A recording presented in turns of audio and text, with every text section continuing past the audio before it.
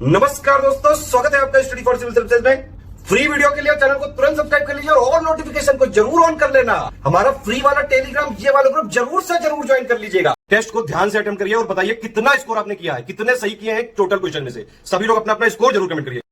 Hey friends, welcome to study for civil services. इस video में हम बात करने वाले हैं एंशिएंट हिस्ट्री के बहुत ही इंपॉर्टेंट क्वेश्चंस की, जिनको हमने कवर किया है इस टेस्ट में, जो यूपीपीएससी प्री 2020 के लिए बहुत इंपॉर्टेंट होंगे और ये केवल और केवल हिंदी भाषा में है। इसको स्टार्ट करने से पहले मैं आपको बताना चाहूँगी, आप स्टडी फॉर सिविल सर्विसेज का पेड ग्रुप ज्वाइन कर सकते हैं, जिसके लिए आपको अधिक जानकारी इन गिवन नंबर्स पर मिल जाएंगी। आप चाहें तो यूपीएससी या यूपीपीएससी या किसी भी अन्य स्टेट पीएससी के लिए इसको ज्वाइन कर सकते हैं। कंप्लीट स्टडी मटेरियल और टेस्ट सीरीज दोनों के ही ऑप्शंस यहाँ पर अवेलेबल हैं। इसके साथ आप चाहें तो हमारा टेलीग्राम चैनल भी ज्वाइन कर सकते हैं, जिसको ज्वाइन करने के लिए आपको टेलीग्राम ऐप इंस्टॉल करना होगा और उस ऐप को इंस्टॉल करने के बाद आप study for civil services search कर इसको ज्वाइन कर सकते हैं। इसको तुरंत से तुरंत ज्वाइन कर लीजिए, क्योंकि इससे आपको बहुत हेल्प होगी और आपको सारे नोटिफिकेशंस वीडियोस के यहाँ पर मिल जाएंगे। आइए हम स्टार्ट करते हैं अपने वीडियो के साथ। हमारा फर्स्ट क्वेश्चन है कि वेद त्रयी में क्या क्या शामिल होता है। तो ऋग्वेद, यजुर्वेद, सामवेद, अथर्ववेद में वेद त्रयी में आते हैं केवल ऋग्वेद, यजुर्वेद और सामवेद। अथर्ववेद इसमें शामिल नहीं होता है। यहाँ पर आंसर हो जाएगा ऑप्शन नंबर ए। आगे बढ़ते हैं अगले क्वेश्चन की तरफ। इसमें कहा गया है कि किस वंश ने भारत को अपना घर बनाया। भारत पे अपना घर बनाया मतलब यहाँ पर आकर शासन किया और यहाँ आकर ये लोग बसे। तो यहाँ पर आर्यों, यूनानी, शक, हूण और तुर्क, ये पांचों ही शासकों के द्वारा यहाँ पर भारत में निवास किया गया था। इसलिए यहाँ पर सही आंसर हो जाएगा ऑप्शन नंबर बी, यानी 1, 2, 3, 4 और 5। नेक्स्ट क्वेश्चन देख लेते हैं। हमें सही कथन का चुनाव करना है। पहले कथन में कहा गया है the wonder that was India पुस्तक आर्थर लेवलिन बाशन द्वारा लिखी गई थी और पहली बार 1954 में प्रकाशित हुई थी। इसके अलावा दूसरे कथन में कहा गया है कि एफ.ई. पारगेटर और एच.सी. राय चौधरी ने पुराणों में जो भी दिए गए विभिन्न राजवंश हैं उनकी वंशावलियों के आधार पर इतिहास लेखन का प्रयास किया है। और तीसरा कथन है कि परिवारों का अध्ययन और उनकी वंशावली और इतिहास के अनुरेखण की जो विधि होती है उसको जीनोलॉजी कहा जाता है। यहाँ पर भी हमारे तीनों कथन सही हैं। उत्तर हमारा सही हो जाएगा ऑप्शन नंबर बी। अगले प्रश्न को देख लेते हैं। अब यहाँ पर हमको बताना है कि कौन सा कथन गलत है।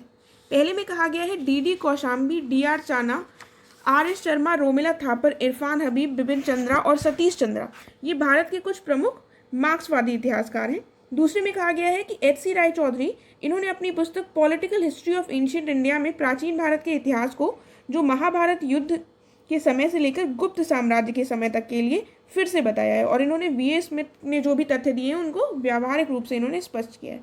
यहाँ पर दोनों कथन हमारे सही हैं, इसलिए कोई भी कथन गलत नहीं होगा, ऑप्शन ए सही हो जाएगा। ठीक है, अगला देख लेते हैं। हमको यहाँ पर सही का चुनाव करना है।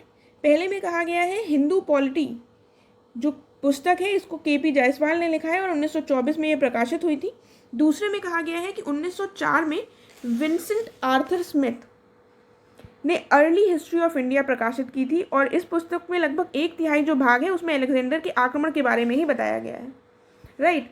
और तीसरे स्टेटमेंट में कहा गया है कि the secret books of the east, इसमें क्या हुआ है कि एशियन धार्मिक लेखन के अंग्रेजी अनुवादों का ये 50 खंडीय सेट है और इसके साथ ही इसको मैक्स मुलर के द्वारा संपादित किया गया है, जिसको बाद में आगे चलकर ऑक्सफोर्ड यूनिवर्सिटी प्रेस ने 1879 से 1910 के बीच में प्रकाशित किया था।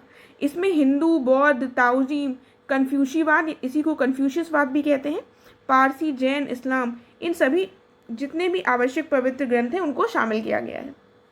यहाँ पर भी हमारे ये तीनों कथन सही हो जाएंगे, इसलिए करेक्ट ऑप्शन हो जाएगा ए। ठीक है, ये इंपॉर्टेंट पॉइंट्स हैं, इनको देख लीजिएगा। हिंदू पॉलिटी किसकी बुक है? के.पी. जायसवाल की। इस तरह से हमें ये पॉइंट्स पता होने चाहिए। अगले प्रश्न की तरफ बढ़ते हैं। वेदों की उचित समझ के लिए वेदांगों का विकास किया गया। वेदांग का मतलब होता है वेदों के अंग। अब हमें बताना है इनमें से कौन सा वेदांग है। तो शिक्षा, कल्प, व्याकरण, निरुक्त, छंद, ज्योतिष, ये 6 के 6 वेदांग में शामिल होते हैं। यहाँ पर हमारा सही उत्तर हो जाएगा सी। फिर अगला देखते हैं। देखिए, इसमें कहा गया है कि आर्यों की मूल जो मातृभूमि है वो अभी भी विवादास्पद है, लेकिन जिसको सबसे ज़्यादा स्वीकार किया गया है वो है मुलर के हिसाब से, जो उन्होंने कहा था कि मध्य एशिया से आए हैं, क्योंकि मध्य एशिया में टर्की में बोगास कोई शिलालेख द्वारा ये सिद्ध हुआ है जिसमें 4 वैदिक देवताओं का उल्लेख किया गया है। तो क्वेश्चन हमारा ये है कि इन वैदिक जो 4 वैदिक देवता हैं उनमें से किसका उल्लेख नहीं है। तो यहाँ पर ऑप्शंस दिए हुए हैं इंद्र, मित्र, वरुण और ब्रह्मा।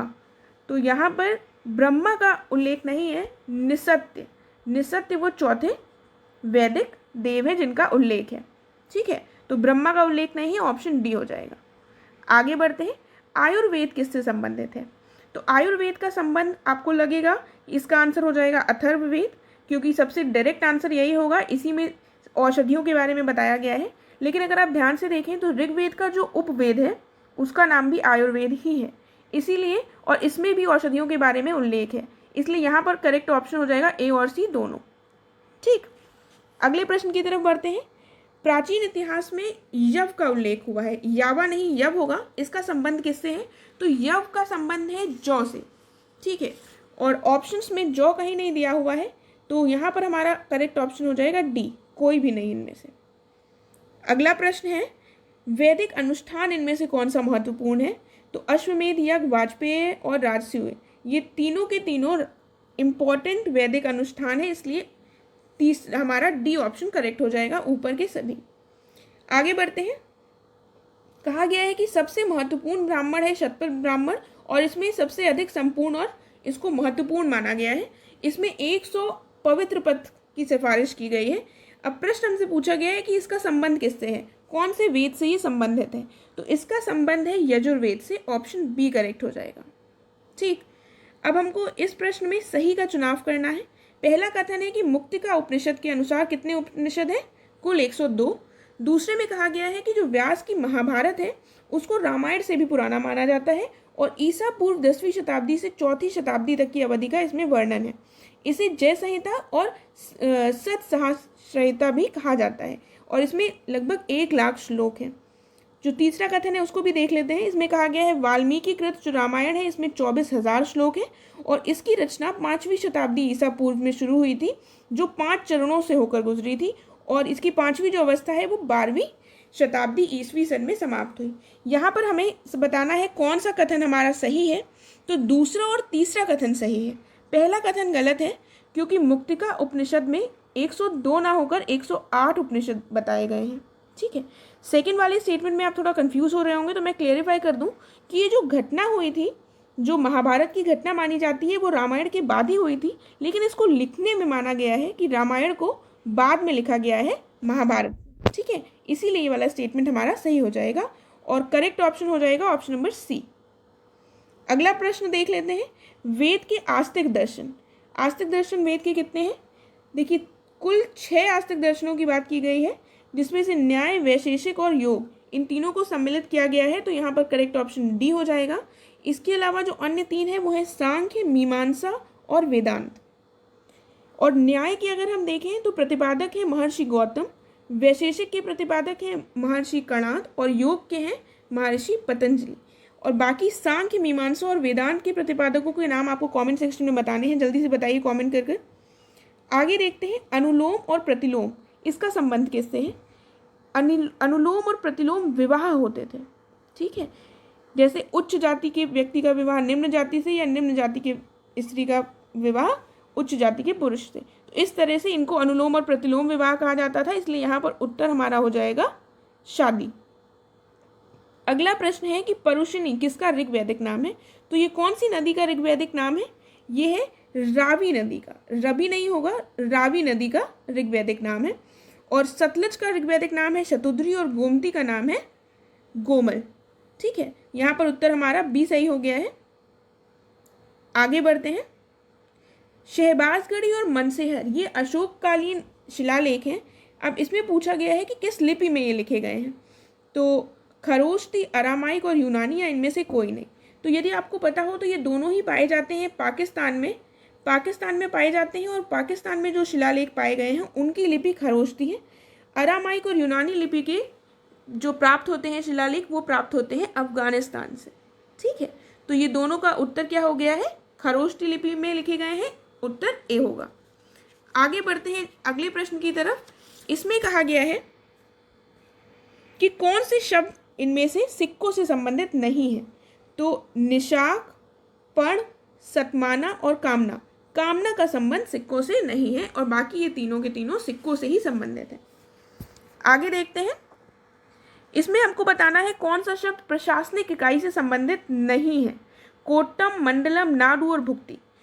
तो अगर आप ध्यान से देखेंगे तो आप पाएंगे कि इन चारों का ही संबंध है, प्रशासनिक इकाइयाँ ही हैं ये चारों की चारों, इसलिए इनमें से कोई भी हमारा गलत नहीं होगा।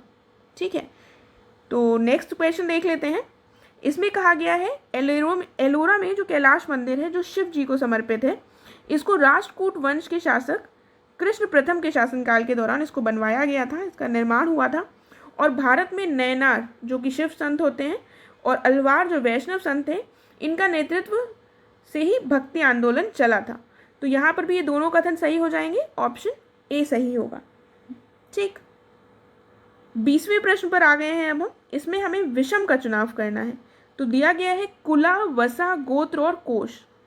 तो ये तीनों ही जो शब्द हैं ये परिवार और उच्च इकाइयों से संबंधित है, जबकि कोश होती है ट्रेजरी जो धन संपदा से संबंधित हुआ। ठीक है, तो यहाँ पर डी इसमें विषम हो जाएगा। इस प्रश्न में हमको सही का चुनाव करना है।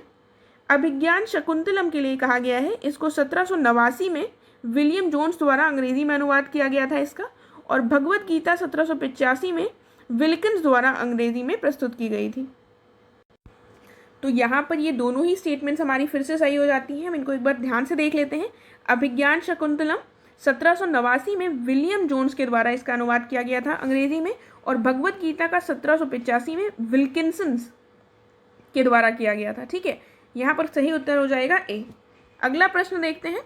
अब हमें इनके कालक्रम को व्यवस्थित करना है। सबसे पहले विक्रम संवत का है 57 ईसा पूर्व। ठीक है, फिर शक संवत है 78 ईस्वी, और गुप्त युग आपको पता होगा इसका क्या है कालक्रम, इसको आप कमेंट सेक्शन में लिखकर बताइएगा। तो यहाँ पर हमको ये तो समझ में आ गया है कि इसका जो सही कालक्रम होगा वो होगा 1, 2 और 3, यानी कि ऑप्शन बी सही है। आगे बढ़ते हैं।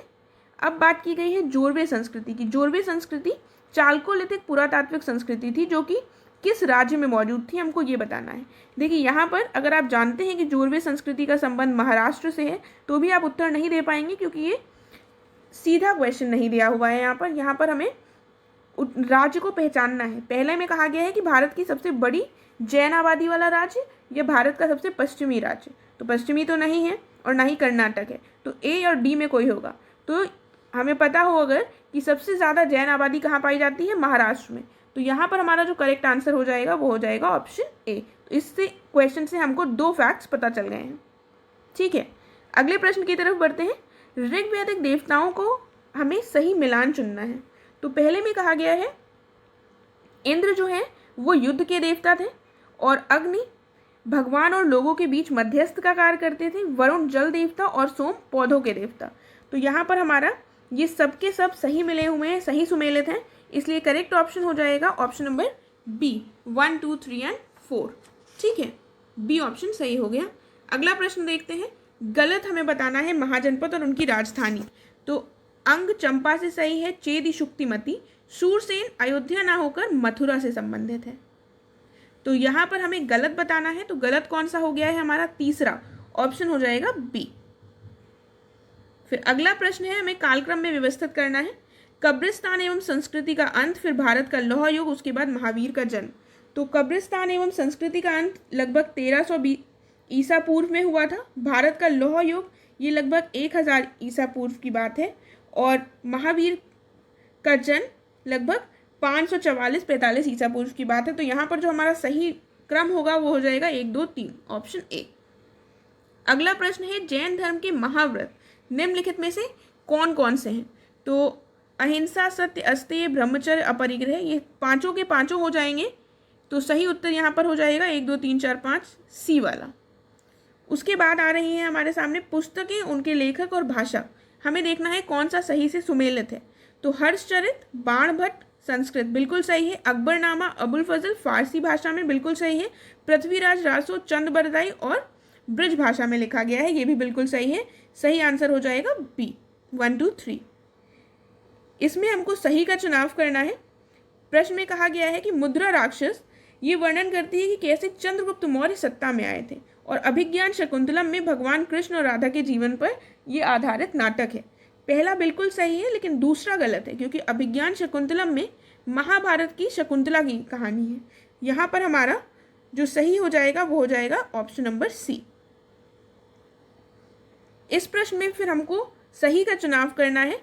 राजतरंगिणी कल्हड़ की है, बिल्कुल सही बात है। मुद्रा रक्षा नहीं, मुद्रा राक्षस होगा यहाँ पर। विशाख दत्त बिल्कुल सही हो जाएगा यहाँ पर।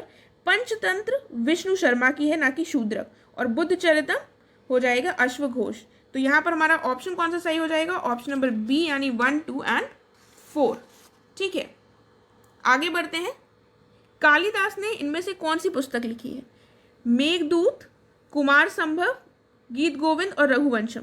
तो गीत गोविंद कालिदास द्वारा नहीं रचित है, ये है जयदेव के द्वारा लिखी गई। ठीक है, उत्तर जो सही होगा वो होगा 1, 2, 4, ऑप्शन नंबर बी। अगले प्रश्न की तरफ बढ़ते हैं। हमको सही का चुनाव करना है।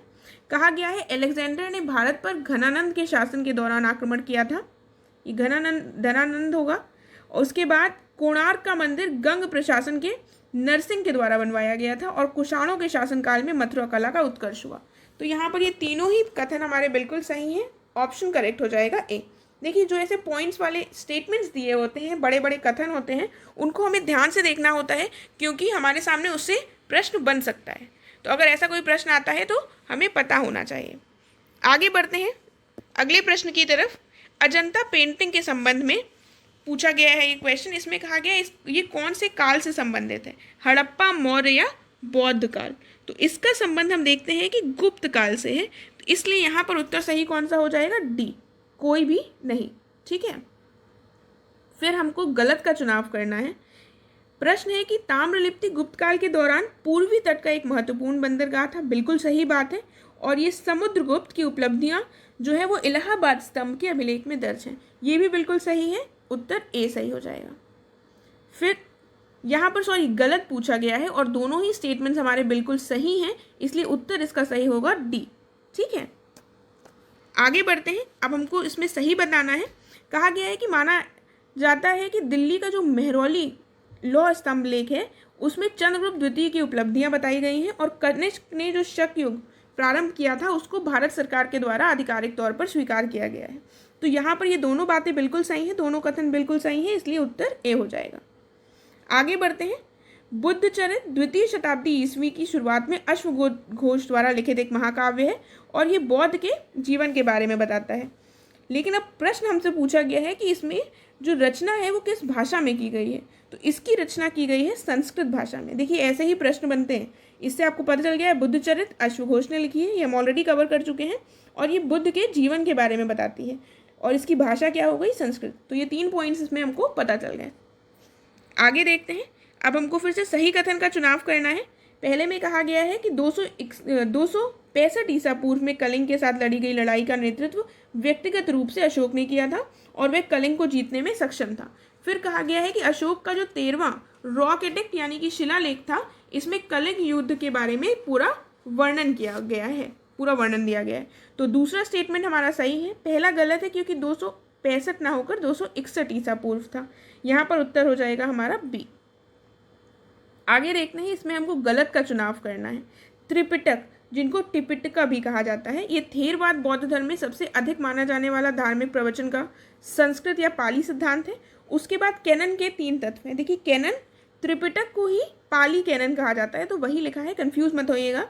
कहा गया है विनय पिटक जो है इसमें अनुशासनात्मक नियम है जिनके द्वारा भिक्षुओं से उनके जीवन जीने की उम्मीद की जाती है। फिर बात की गई है सुत्त पिटक की, जो भगवान बुद्ध और बौद्ध धर्म के अन्य प्रमुख विद्वानों के प्रवचन है। उसके बाद आता है अभिधम्म पिटक। ठीक है, अभिधम्म पिटक में कहा गया है ये ब्रह्मांड की प्रकृति और बौद्ध विश्वास पर दार्शनिक प्रवचनों की श्रृंखला है। तीसरा स्टेटमेंट दिया गया है कि त्रिपिटक के गौतम बुद्ध की मृत्यु के तुरंत बाद एक सभा या भिक्षुओं की परिषद का आयोजन किया गया था और इसके माध्यम से इकट्ठा किया गया था इसको। तो यहाँ पर हमको गलत का चुनाव करना है, लेकिन ये तीनों के तीनों कथन बिल्कुल सही हैं, इसलिए उत्तर कौन सा हो जाएगा हमारा? Option D. ठीक है, कोई भी नहीं, इनमें से कोई भी नहीं गलत है हमारा। फिर से हमको एक बार गलत का चुनाव करना है। पहला कथन दिया हुआ है कि बुद्ध धर्म का महायान संप्रदाय गुप्त साम्राज्य के शासनकाल के दौरान उभरा। बिल्कुल सही बात है। फिर कहा गया है बौद्ध धर्म में पाटिमोखा संघ के नियमों के लिए उपयोग होता है। पाटिमोखा संघ के नियमों के लिए उपयोग होता है, तो ये भी बिल्कुल सही है। पाटिमोखा बेसिकली बौद्ध भिक्षु संहिता थी। तो यहाँ पर गलत पूछा है, इसलिए उत्तर डी हो जाएगा। आगे बढ़ते हैं, गौतम बुद्ध के शिक्षक कौन थे? तो गौतम बुद्ध के शिक्षक थे आलार कलाम। पाणिनि, कपिल और पतंजलि नहीं थे, आलार कलाम थे। उत्तर डी हो जाएगा। इसमें हमको सही का चुनाव करना है। पहला कथन है कि भारतीय पुरातत्व सर्वेक्षण यानी ASI ये एक भारतीय सरकारी एजेंसी है और ये संस्कृति मंत्रालय से जुड़ी हुई है, जो पुरातात्विक अनुसंधान और देश में सांस्कृतिक स्मारकों के संरक्षण के लिए जिम्मेदार है। ठीक है, और इसकी स्थापना बताई गई है 1861 में हुई है और अलेक्जेंडर कनिंघम ने इसकी स्थापना की थी और यही इसके पहले महानिदेशक भी बने थे। उसके बाद कहा गया है अलेक्जेंडर कनिंघम को भारतीय पुरातत्व के पिता के रूप में भी जाना जाता है। ASI के महानिदेशक का जो पद था वो लॉर्ड कर्जन ने 1902 में बहाल किया था। यहाँ पर हमारा सही कथन, ये तीनों के तीनों बिल्कुल सही है, सही उत्तर हो जाएगा। इस प्रश्न में हमारा सही उत्तर हो जाएगा ऑप्शन नंबर A। आगे बढ़ते हैं। इसमें कहा गया है कि हड़प्पाई लोग जो थे वो किन धातुओं को जानते थे? तो वो जानते थे तांबा, पीतल और सोना, लेकिन लोहे को नहीं जानते थे, इसलिए सही उत्तर हो जाएगा ऑप्शन नंबर C। आगे बढ़ते हैं। इसमें हमको सही का चुनाव करना है। पहले कथन में कहा गया है कि रुद्रदामन का जूनागढ़ शिलालेख, जिसे रुद्रदामन का गिरनार रॉक शिलालेख भी कहा जाता है, ठीक है, और ये रुद्रदामन प्रथम द्वारा एक चट्टान पर उत्कीर्ण संस्कृत गद्य है। उसके बाद कहा गया है कि ये जूनागढ़ गुजरात भारत के पास गिरनार पहाड़ी में स्थित है और इस शिलालेख को 150 ईस्वी के बाद शीघ्र ही दिनांकित किया गया था। और साथ ही चौथा कथन दिया गया है कि जूनागढ़ की चट्टान में अशोक के शिलालेख, रुद्रदामन प्रथम और स्कंदगुप्त, इन तीनों लोगों के शिलालेख इन तीनों लोगों के मौजूद हैं। तो यहाँ पर हमारे चारों कथन सही हैं। उत्तर सही हो जाएगा 1 2 3 4 ऑप्शन नंबर A। अगले प्रश्न को देखते हैं। अब हमें बताना है वह कौन था, हमें पहचानना है कि वो कौन से शासक थे। तो पहला कथन है कि चंद्रगुप्त के पुत्र थे।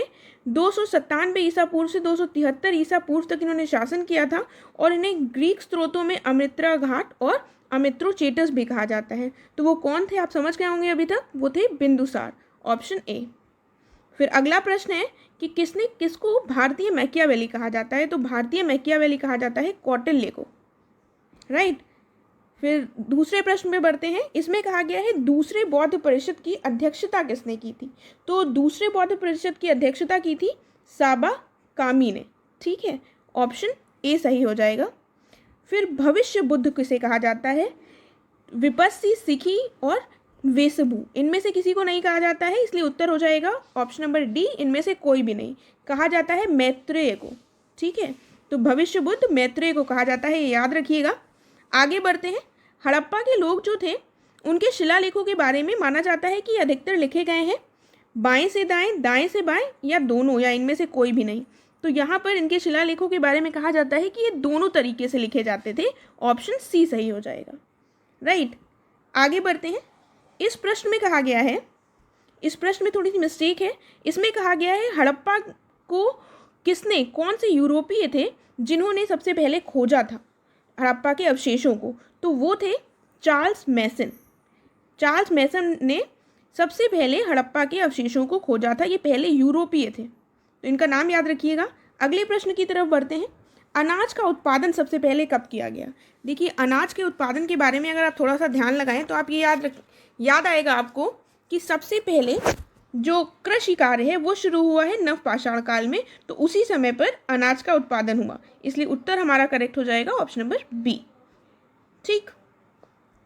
अगले प्रश्न में कहा गया है कौन सा स्थल सबसे पश्चिमी है? तो ये हड़प्पा कालीन स्थल है, आप देख लीजिए, सुतका-गेंडोर, लोथल, मोहनजोदड़ो और हड़प्पा। इसमें सबसे पश्चिमी स्थल है सुतका-गेंडोर बलूचिस्तान में। हम देख लेते हैं उत्तर, दक्षिणी और पूर्वी पश्चिमी स्थल। सबसे उत्तर में कौन सा है? ये है मांडा, जम्मू कश्मीर में। हड़प्पा के बात कर रहे हैं हम, हड़प्पा कालीन स्थलों की। सबसे दक्षिण में है दायमाबाद, महाराष्ट्र में, और यहाँ पर है आलमगीरपुर, उत्तर प्रदेश में, और यहाँ पर पड़ता है सुतका-गेंडोर बलूचिस्तान में। तो ये याद रखिएगा, इम्पॉर्टेंट है ये। उसके बाद प्रश्न है कि भारत में चांदी की शुरुआती प्रमाण कहाँ से मिलते हैं? तो ये हमें चांदी के जो शुरुआती प्रमाण है ये हड़प्पा से मिल जाते हैं, ऑप्शन A। फिर बात की गई है हड़प्पा बर्तनों में पाया जाने वाला सबसे आम रंग कौन था? तो ये रंग था लाल। कौन सा रंग था? लाल। तो यहाँ पर कोई भी लाल ऑप्शन नहीं दिया हुआ है, इसलिए करेक्ट आंसर हो जाएगा D, इनमें से कोई भी नहीं। फिर आगे कहा गया है कि सिंधु घाटी संस्कृति का सबसे बड़ा स्थल कहाँ पर स्थित है? ये स्थित है हरियाणा में, ठीक है, हरियाणा में स्थित है ये राखीगढ़ी, राइट। अगला प्रश्न है कविराज। कविराज किसे कहा जाता था? समुद्रगुप्त को। ठीक है, बी ऑप्शन करेक्ट हो जाएगा। फिर हमें सही कथन का चुनाव करना है। कथन देख लेते हैं। पहले में कहा गया है वैदिक लोग प्रकृति की विभिन्न शक्तियों को भगवान के रूप में पूजते थे। प्राकृतिक वैदिक काल के लोगों द्वारा अनुष्ठानों और बलिदानों का अभ्यास किया जाता था। उसके बाद कहा गया है दूसरे में कि वाकाटक जो थे इन्होंने शुरू में खुद को विंध्य क्षेत्र में स्थापित किया था और ये बाद में दक्षिण में अपनी शक्ति का विस्तार करने लगे थे और अंततः इन्होंने डेक्कन में एक प्रमुख राजनीति शक्ति के रूप में उभरे थे। उसके बाद वाकाटक जो शासन था ये मध्यान्ह 3 से लेकर 5वीं 6वीं शताब्दी तक के बीच में प्रारंभ हुआ था। तो यहाँ पर हमारा जो सही आंसर होगा वो ये दोनों ही कथन सही है, ऑप्शन ए सही हो जाएगा। ठीक है, यहाँ पर थोड़ा सा गलत है, ई नहीं, यहाँ पर मिसप्रिंटिंग है। तो यहाँ पर कुल मिलाकर हमारे ये दोनों कथन सही हैं। आगे बढ़ते हैं, गलत का चुनाव करना है। पहला कथन है कि सिंधु घाटी के लोग शिव की पूजा करते थे और ये मात देवी की उपासना करते थे। तो दोनों कथन हमारे बिल्कुल सही हैं। शिव की भी पूजा करते थे, इसीलिए वहाँ से पाशुपति की सील मिली हुई है हमको। तो गलत कोई भी नहीं है, उत्तर हो जाएगा हमारा ए। ठीक है, आगे देखते हैं। नचिकेत और यम के बीच में जो प्रसिद्ध संवाद है ये हमें किस उपनिषद में मिलता है? ये मिलता है कठोपनिषद में, यानी कि ऑप्शन हमारा ए करेक्ट हो जाएगा। फिर अगला प्रश्न है कि भारत में सबसे अंतिम में निम्नलिखित में से क्या आया? तो इसमें थोड़ा सा ध्यान दीजिएगा। शहरी नियोजन, सोने के सिक्के, लोहे का हल और चांदी के सिक्के। तो हम देखें, शहरी नियोजन सबसे पहले आया था क्योंकि हड़प्पा कालीन सभ्यता जो थी वो शहरी सभ्यता थी।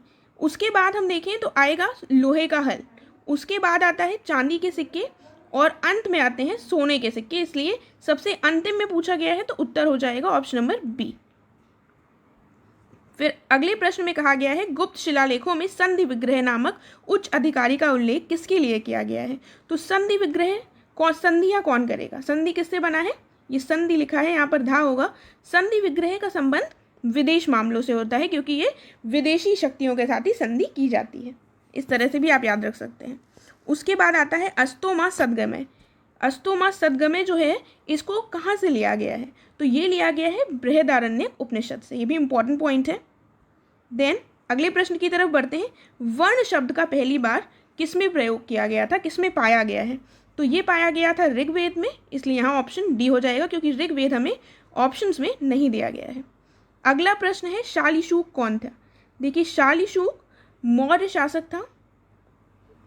फिर आगे बढ़ते हैं। सामवेद वेदों में सबसे छोटा है। एक पॉइंट हमको यहाँ पर पता चल गया है कि सामवेद सबसे छोटा है। अब इसने बहुत से छंद लिए हैं किसी दूसरे वेद से, तो वो वेद कौन सा है? वो वेद है ऋग्वेद। ठीक, इस प्रश्न में कहा गया है गोत्रा का सरल भाषा में मतलब क्या होता है? तो क्या होता है इसका मतलब? इसका मतलब होता है गाय। ऑप्शन ए सही हो जाएगा। आगे बढ़ते हैं। इस प्रश्न में बात की गई है कि जो प्रसिद्ध 10 राजाओं का युद्ध था, जो लड़ाई थी, उसका उल्लेख हमें किस में मिलता है? तो ये 10 राजाओं की जो लड़ाई थी इसका उल्लेख हमें मिलता है ऋग्वेद में, यानी कि उत्तर हमारा सही हो जाएगा ऑप्शन नंबर डी, यानी इनमें से कोई भी नहीं। फिर इसमें कहा गया है माते तमा, देवी तमा, नादी तमा, ये किस नदी के लिए प्रयुक्त हैं ये सारे शब्द? तो परुषणी, विपासा, अस्किनी, इनमें से किसी के लिए नहीं प्रयुक्त किया गया है। ये प्रयुक्त किया गया है सरस्वती नदी के लिए। ठीक है, इसलिए उत्तर कोई नहीं हो जाएगा। संस्कारों की कुल कितनी संख्या है? तो 16 संस्कार होते हैं, ये आपको पता होगा। ऑप्शन डी हो जाएगा यहाँ पर हमारा करेक्ट। फिर अगले प्रश्न में कहा गया है बुद्धत्व के प्रतीकों का हमें सही मिलान करना है। कौन सा सही सुमेलित है? जन्म का कमल से संबंध है, महान जो उनका प्रस्थान था वो घोड़े से, और आत्मज्ञान का पीपल से। ये तीनों ही सही है, उत्तर ए हो जाएगा। अगले प्रश्न की तरफ बढ़ते हैं। इनमें से बुद्धा से संबंधित कौन सा स्थान सबसे दक्षिणी है? तो ये काफ़ी कंफ्यूजिंग है, ये आपको सब लग रहा होगा कि एक आसपास ही है, तो इसमें सबसे दक्षिणी चुनना थोड़ा डिफिकल्ट है। आप चाहे तो इसको एक बार मैप में चेक कर सकते हैं ताकि आपको ये याद रहे। मैं आपको यहाँ आंसर बता देती हूँ। जो सबसे दक्षिणी है वो है बोध गया। ठीक है, लुम्बिनी, सारनाथ, कुशीनगर, बोध गया से ऊपर बढ़ते हैं। फिर नालंदा विश्वविद्यालय के संस्थापक किससे संबंधित थे? तो नालंदा विश्वविद्यालय का संस्थापक था कौन? वो थे कुमारगुप्त। तो कुमारगुप्त का संबंध किससे था? ये थे गुप्त वंश से संबंधित। फिर अगले प्रश्न में आते हैं, हमें सही मिलान करना है। कालिका पुराण ये शैव से संबंधित है, जानवरों को पालतू बनाना मध्य पाषाण से। तो ये दोनों यहाँ पर बिल्कुल सही हैं। उत्तर हो जाएगा हमारा ऑप्शन नंबर बी। अगला देखते हैं। इसमें हमको बताना है कि किस जानवर को हड़प्पा संस्कृति की मुहरों में नहीं दर्शाया गया है। हाथी, गेंडा, बाघ, हिरन, भेड़ और गाय। तो जिसको नहीं दर्शाया गया है वो कौन सा है? जल्दी से सोचिए इसका आंसर क्या है। ये क्वेश्चन आ चुका है एग्जाम्स में। इसका आंसर है 6, यानी गाय को नहीं दर्शाया गया है, बाकी इन 5 को दर्शाया गया है। फिर अगले प्रश्न में आते हैं। सही मिलान हमको चुनना है। ये सुरकोटरा जो है ये घोड़े की हड्डियां पाई गई हैं, ये हड़प्पा कालीन स्थल है। चन्हूदड़ो भी एक हड़प्पा कालीन स्थल है, यहाँ से लिपस्टिक का उपयोग के बारे में पता चला है। हड़प्पा सभ्यता एक शहरी सभ्यता थी, ये भी बिल्कुल सही है। और आर्य सभ्यता एक ग्रामीण सभ्यता थी, ये बात भी बिल्कुल सही है। तो सही उत्तर क्या हो जाएगा? Option number A. अगला देख लेते हैं। हमको गलत मिलान बताना है। तो गलत कौन सा है यहाँ पर? पहला दिया हुआ है हड़प्पा, ये रवि नहीं रावी होगा यहाँ पर, मतलब प्रिंटिंग मिस्टेक है, इसको आप गलत मत समझ लीजिएगा। हस्तिनापुर गंगा और नागार्जुन कोण कृष्णा, यहाँ पर ये तीनों ही सही हैं और गलत कोई भी नहीं है, इसलिए उत्तर हो जाएगा ऑप्शन नंबर डी। फिर इस प्रश्न में फिर से हमको सही मिलान का चुनाव करना है। आलमगीरपुर मैं आपको ऑलरेडी बता चुकी हूँ, मध्य प्रदेश नहीं उत्तर प्रदेश में है। और लोथल गुजरात, रोपड़ महाराष्ट्र में ना होकर कहाँ पर है? जल्दी से कमेंट करके बताइए। इसमें हमारा बताना है हमको सही कौन सा सुमेलित है, तो ऑप्शन सी सही होगा। ठीक है, केवल दूसरा सही सुमेलित है। अब हमको विषम का चुनाव करना है। तो विषम हमें देखना है कौन सा है। कालीबंगा, हड़प्पा, लोथल और दाइमाबाद में तो आप पाएंगे हड़प्पा के अतिरिक्त ये तीनों ही जो स्थल हैं ये भारत में पाए जाते हैं। और ये कहाँ पाया जाता है? पाकिस्तान में। ठीक, अब हमको इसमें गलत का चुनाव करना है। रंगपुर गुजरात, दधेरी पंजाब, दाइमाबाद महाराष्ट्र। तो ये कोई भी इसमें से गलत नहीं है, तीनों सही है, इसलिए उत्तर सी हो जाएगा। आगे बढ़ते हैं अगले क्वेश्चन की तरफ। हड़प्पन स्थल की हमें पहचान करनी है। वो कौन सा हड़प्पन स्थल है जिसके बारे में ये कथन दिए गए हैं? पहले में कहा गया है इसे 3 भागों में विभाजित किया गया है और यहाँ उच्च जल प्रबंधन प्रणाली पाई गई है। तो ये हो जाएगा हमारा धौलावीरा, ऑप्शन ए। ठीक है, फिर अगले प्रश्न की तरफ बढ़ते हैं। कहा गया है कि किस आईआईटी के शोधकर्ता ये दावा कर रहे हैं कि सिंधु घाटी जो सभ्यता है ये लगभग 4350 साल पहले 900 साल लंबे सूखे के परिणाम स्वरूप खत्म हो गई थी। तो ऐसा दावा किया गया है आईआईटी खड़गपुर के द्वारा। ठीक है, अब हमको इसमें फिर से एक बार गलत का चुनाव करना है। पहले में कहा गया है कि ऋग्वेद के 3रे मंडल में गायत्री मंत्र का उल्लेख है और इसे विश्वामित्र ने लिखा था और भगवान सूर्य को समर्पित है। तो ये तीनों कथन बिल्कुल सही है, इसलिए उत्तर यहाँ हो जाएगा ऑप्शन नंबर डी। आगे बढ़ते हैं। सभी वेदों में सबसे छोटा कौन सा है? ये भी हम देख चुके हैं। सबसे छोटा वेद है सामवेद। उसके बाद आता है इलाहाबाद स्तंभ शिलालेख की रचना किसने की? महासेन, वीरसेन, विष्णुसेन या इनमें से कोई नहीं। तो इसकी रचना की थी हरिसेन ने। ठीक है, तो यहाँ पर उत्तर हो जाएगा कोई नहीं इनमें से। फिर हमको सही चुनना है। पहला कथन है कि राजा पोरस ने हाइडास्पीस की लड़ाई में सिकंदर के खिलाफ हाथियों का इस्तेमाल किया था। चंद्रगुप्त मौर्य ने पूरे भारत की विजय में हाथियों का इस्तेमाल किया था और जो हाथी थे वो अशोक की सेना का भी हिस्सा थे। तो हाथी उस समय पर काफ़ी महत्वपूर्ण भूमिका निभाते थे युद्धों में, इसलिए ये तीनों ही कथन बिल्कुल सही हैं। उत्तर हो जाएगा बी 1, 2, 3। आगे बढ़ते हैं। गलत का चुनाव करना है। कहा गया है कि जिस समय सिकंदर भारत पर आक्रमण करने आया था उस समय नंद वंश के शासन में सबसे शक्तिशाली राज्य कौन सा था? मगध। और इस राजा ने 2 लाख पैदल सेना, 80,000 घुड़सवार, 8,000 रथ और 6,000 युद्ध हाथियों की एक विशाल सेना को बनाए रखा था।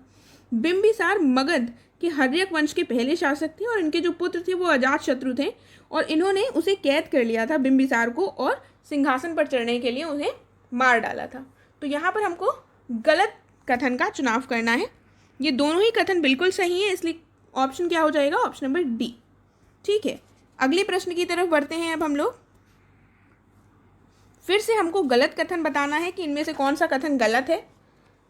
पहला कहा गया है गार्गी ने विद्वानों के बीच श्रेष्ठता में अपने दावे पर याज्ञवल्क्य को बहस की चुनौती दी थी और हाइडास्पीस की जो लड़ाई है ये 326 ईसा पूर्व में भारतीय उपमहाद्वीप जो आधुनिक पंजाब है, पाकिस्तान में पड़ता है, इस क्षेत्र में झेलम नदी के नाम पर सिकंदर महान और राजा पोरस के बीच लड़ी गई थी। उसके बाद तीसरे कथन में कहा गया है कि खारवेल भारत के वर्तमान उड़ीसा के कलिंग का राजा था।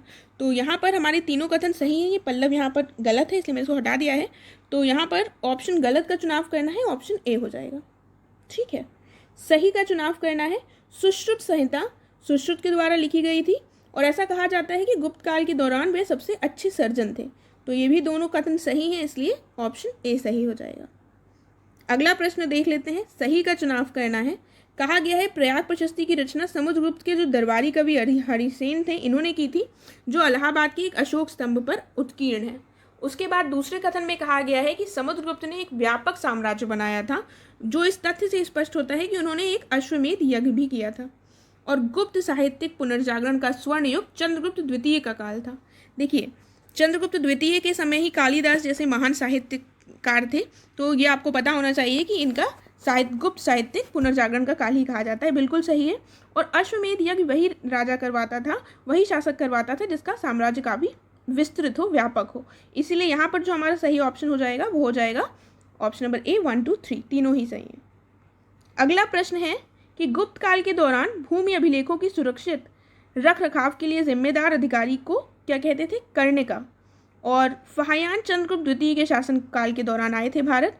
और भूमि के अनुदान द्वारा अधिकारियों के भुगतान को पहचानने वाला पहला कौन था? कहाँ पहचाना गया था? मनुस्मृति में। ठीक है, तो यहाँ पर भी तीनों कथन सही हैं, ऑप्शन ए हो जाएगा। फिर कहा गया है कामंडक के नीतिसार, जिसे कमंडकीय नीतिसरा भी कहा जाता है, किसकी अवधि के दौरान इसकी रचना की गई थी?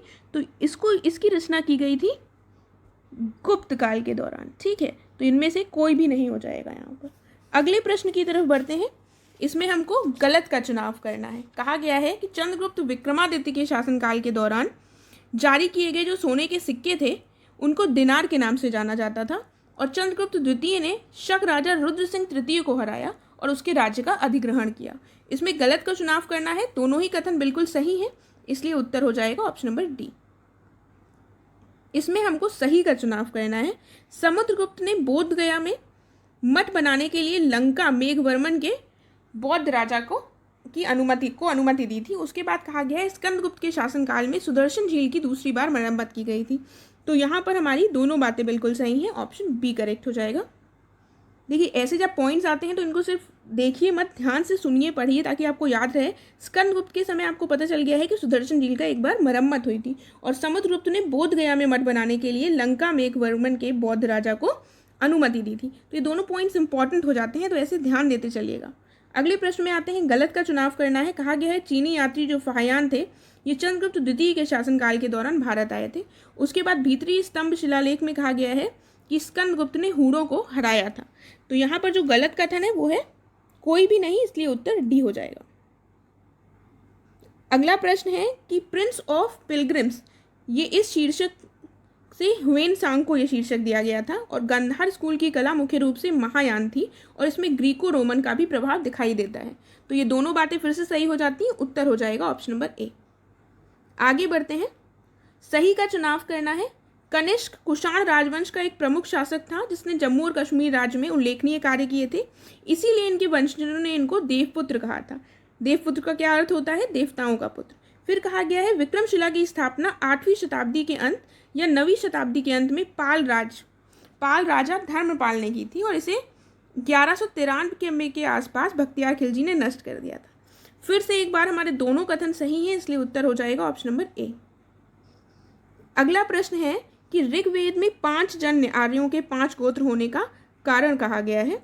इसी के कारण इसको कहा गया है 5 जन, और ये कौन थे? पुरुष, यदु, अनुस, तुर्वुष और द्रुहास। तो ये बिल्कुल सही कथन है। पाटलिपुत्र की स्थापना उदयन ने की थी, ये भी बिल्कुल सही है, उत्तर सी हो जाएगा। फिर अगला प्रश्न है कि ऋग्वेद में किस देवता के भजन की सबसे बड़ी संख्या है? तो वो कौन सा देवता है जिसके भजन की सबसे बड़ी संख्या है? वो हो जाते हैं हमारे ऑप्शन नंबर ए, यानी कि इंद्र। ठीक है। देन अगला प्रश्न है स्यादवाद का संबंध है जैन धर्म से, ऑप्शन सी सही हो जाएगा। महावीर के जो पहले शिष्य थे वो कौन थे? तो महावीर के पहले शिष्य इनमें से कोई भी नहीं थे, वो थे जामाली जो उनके दामाद थे। ठीक है। फिर आखिरी प्रश्न है हमारा, कालक्रम से हमको इनको व्यवस्थित करना है। नंद, हर्यक, मौर्य और शुंग। तो यहाँ पर जो सही हो जाएगा वो हो जाएगा 2, 1, 3, 4 ऑप्शन नंबर बी। इसके साथ हमारा ये एंशिएंट इंडिया का जो टेस्ट था ये कंप्लीट हुआ। आई होप आपको अच्छा लगा होगा। अच्छा लगा है तो प्लीज़ चैनल को लाइक कीजिएगा, शेयर कीजिएगा और सब्सक्राइब कीजिएगा। Thank you so much.